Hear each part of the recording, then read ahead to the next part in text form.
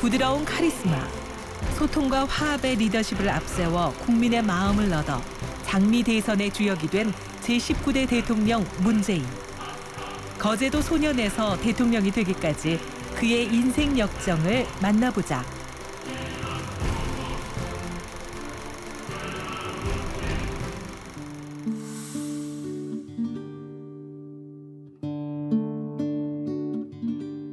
(1953년) 경남 거제에서 태어난 문재인 대통령. 그럴문, 있을제, 호랑이인.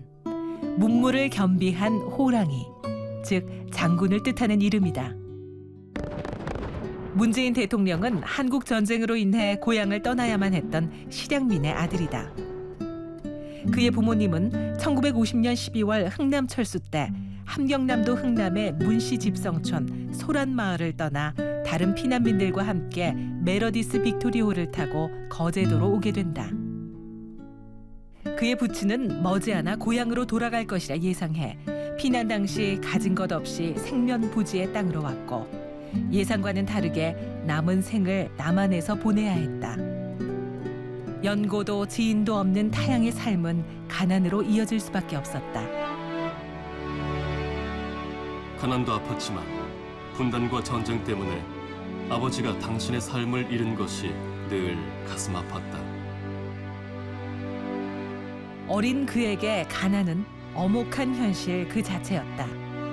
초등학교 1학년 꼬마가 미국이 구호물자로 보내온 옥수수가루나 전지분유를 배급받으러 긴 줄의 끝에 서야 했고, 월사금을 내지 못해 같은 처지의 그부들과 함께 담임 교사에 의해 집으로 쫓겨나기도 했다. 가난을 통해 서민의 아픔을 누구보다 잘 아는 문재인 대통령.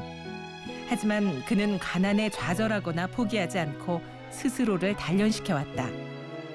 문재인 대통령은 자서전 운명에서 어린 시절 가난에 대해 이렇게 말하고 있다. 자립심과 독립심을 키우는데 많은 도움이 됐다고 생각한다. 가난이 내게 준 선물이다.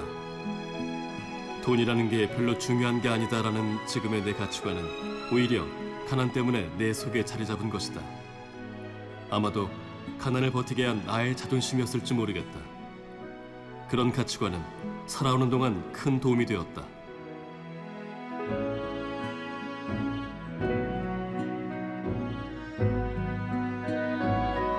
세월이 흘러도 가난의 그늘은 그를 따라다녔고, 그런 그를 구원해 준 것은 바로 책이었다. 부친은 장사를 떠났다 한 달에 한 번씩 돌아왔는데 밥값을 아꼈다가 책을 사다 준 것이다. 문재인 대통령은 그 책을 2번, 3번 되풀이해 읽었다. 점차 학교 도서관에서 보내는 시간이 많아졌다. 책을 읽을 때가 가장 행복했다. 책 읽기를 좋아하던 습성은 아버지 덕이 컸다. 학업의 두각을 보였던 문재인 대통령. 국내 최고의 명문학교였던 경남중고에 입학하게 된다. 문과에선 문재인이 최고라 불릴 정도로 수재 중의 수재였다. 하지만 가난한 집안 아이들이 모여 살던 초등학교와는 달리 부유층 자제들이 많이 다니던 경남중학교의 분위기는 사뭇 달랐다.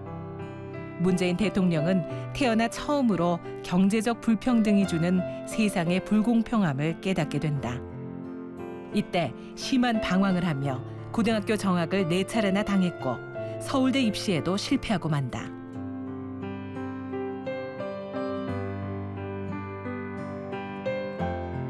명문학원으로 유명한 종로학원에 수석 입학하게 된 문재인 대통령. 학원비를 면제받고 재수를 준비, 그리고 경희대 법대에 수석 입학하게 된다. 문재인 대통령의 삶은 경희대 입학과 함께 요동치기 시작했는데, 유신 반대 시위를 위해 총학생회 집회를 주도하다 서대문 구치소에 구속되고 학교에서도 제적됐다. 출소 후 사실상 강제 징집되며 바로 육군에 입대. 뛰어난 신체 능력으로 특전사로 차출되고 2차례에 걸쳐 최우수 표창도 받게 된다. 군대 생활 경험은 제대 후의 삶에 큰 도움이 됐다. 생전 처음 겪는 일들을 막상 해보니 해낼 수 있다는 경험은 어떤 난관을 앞에 두고 스스로의 판단으로 부딪혀 가야 할 때 훨씬 긍정적이고 낙관적인 사람으로 만들어줬다. 하지만 복무 후 구속 전력으로 복학이 안 됐고 취직도 여의치 않았다. 설상가상으로 아무것도 하지 못하고 있던 그 시절, 아버지가 심장마비로 돌아가시는 아픔을 겪었다. 아버지의 별세로 가장이 된 그는 사법고시 도전을 결심. 절에 들어가 고시 준비에 매진했다. 사법고시 준비 1년 만에 1차에 합격, 이듬해 2차에도 합격하게 되는데 그 소식은 의외의 장소에서 듣게 된다. 바로 유치장 안이었다. 1980년 서울의 봄 시위에 나섰다가 신군부의 계엄포고령 위반으로 또 체포돼 구속됐던 것이었다. 그런 그에게 사법고시 최종 합격 소식은 삶의 극적인 순간으로 손꼽곤 한다. 그렇게 문재인 대통령은 사법연수원에 들어갔고 7년 동안 연애한 김정숙 여사와 결혼하게 되는데 이 시절이 그의 인생에서 가장 평탄했던 시절이라고 한다.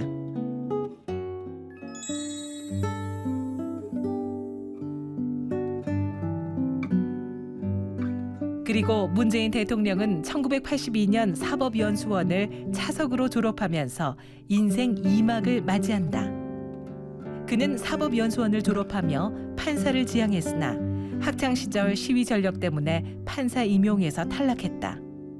그 후 변호사 길을 선택하며 부산으로 향하는데 그곳에서 노무현이란 한 변호사를 만나게 된다.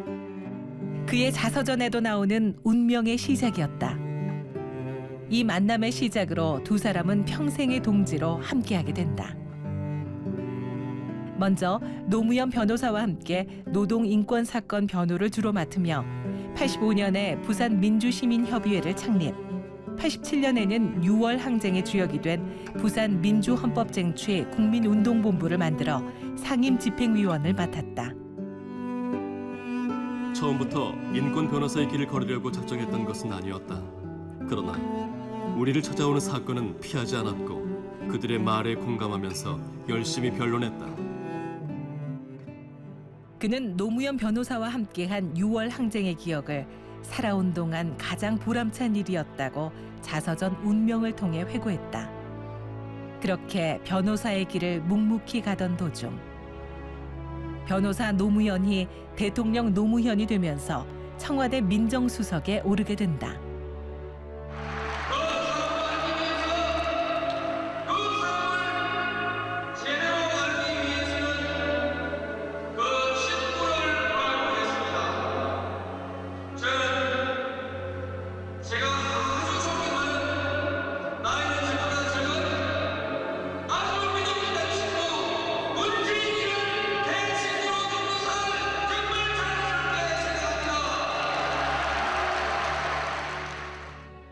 하지만 당시만 해도 전혀 정치에 관심이 없던 그에게 청와대 생활은 쉽지 않았고 이때 경무와 스트레스로 치아가 10개나 빠졌다고 전해진다. 청와대 생활은 힘들고 고달팠다. 업무 자체도 벅찬데다 매일 언론 보도에 신경 쓰고 무슨 일이라도 터지면 종일 기자들 전화 받고 응대하는 게 너무 힘들었다. 내 한기 용량을 초과하고 있다는 느낌이었다. 결국 2004년 2월 민정수석직을 사퇴하며 아내와 함께 히말라야 트레킹을 떠나게 된다.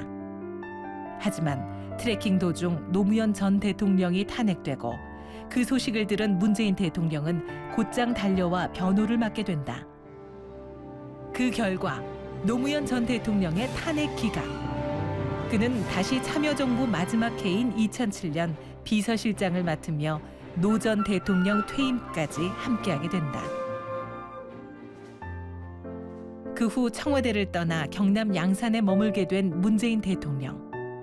그는 정치권에서 발을 빼며 변호사로서 남은 생을 보내야겠다고 생각했지만 노 전 대통령이 박연차 전 태광실업 회장에게서 뇌물을 받은 의혹이 불거지며 검찰 조사까지 받게 되자 또다시 변호인 겸 대변인으로 방어에 나서게 된다.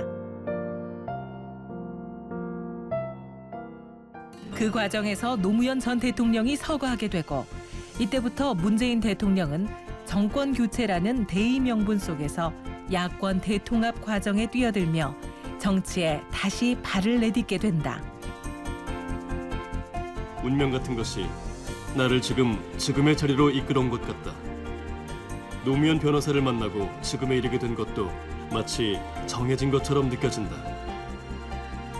대통령은 유서에서 운명이다라고 했다. 내 삶도 그런 것 같다. 이제 우리는 살아남은 자들의 책무, 그가 남기고 간 숙제에 대해 고민해야 한다. 노무현 시대를 넘어선 다음 시대를 준비해야 한다. 제19대 대한민국 대통령 문재인. 그가 바라던 세상, 새로운 대한민국이 국민과 함께 시작된다.